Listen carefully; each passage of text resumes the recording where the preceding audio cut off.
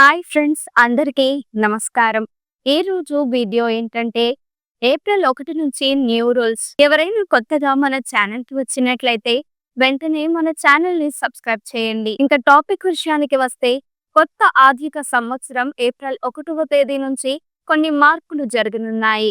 ఆదాయపు పన్ను, credit card, UPI సేవలు, టీడీఎస్ వంటి వాటిలో రూల్స్ మారనున్నాయి. కొత్త పన్ను విధానం ప్రకారం 12 లక్షల వరకు ఆదాయం ఉన్న వారికి ట్యాక్స్ ఉండదు. స్టాండర్డ్ డిడక్షన్ 75,000తో కలిపి మొత్తం 12.75 లక్షల వరకు ఎలాంటి ట్యాక్స్ లేదు.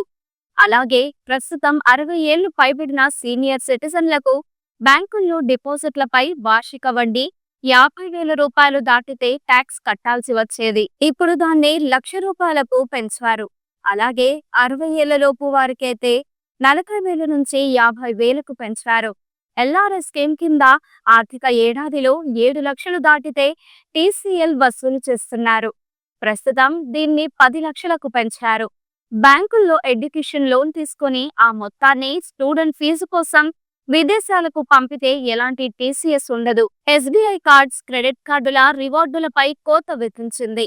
ఎయిర్ ఇండియా టికెట్, స్విగ్గీ బుకింగ్లపై రివార్డులను కూడా తగ్గించింది. Air India SBI platinum card, SBI simply click credit card, Air India SBI signature కార్డుదారులకు వచ్చే ఏప్రిల్ 1 నుంచి అన్ని బెనిఫిట్స్ తగ్గించనుంది. యూపీఐ సర్వీసులు పనిచేయవు. ఏప్రిల్ 1 నుంచి ఇన్యాక్టివ్ నంబర్లు ఉన్న యూపీఐ సర్వీసులు పనిచేయవు. ఇప్పటికే బ్యాంకులు, పేమెంట్ ప్రొవైడర్లను ఎంపీసీ ఆదేశించింది. ఆయా ఫోన్ నంబర్లను వెంటనే డీయాక్టివేట్ చేయాలని సూచించింది. ఏప్రిల్ నుంచి యూపీఐ లైట్ వాలెట్లు డబ్బులను బ్యాంక్ అకౌంట్లకు పంపుకోవచ్చు. యూపీఐ లైట్ కోసం పిన్, పాస్కోడ్, బయోమెట్రిక్ తప్పనిసరిగా ఉండాలి. ఈ వీడియో మీకు నచ్చినట్లయితే లైక్ చేయండి.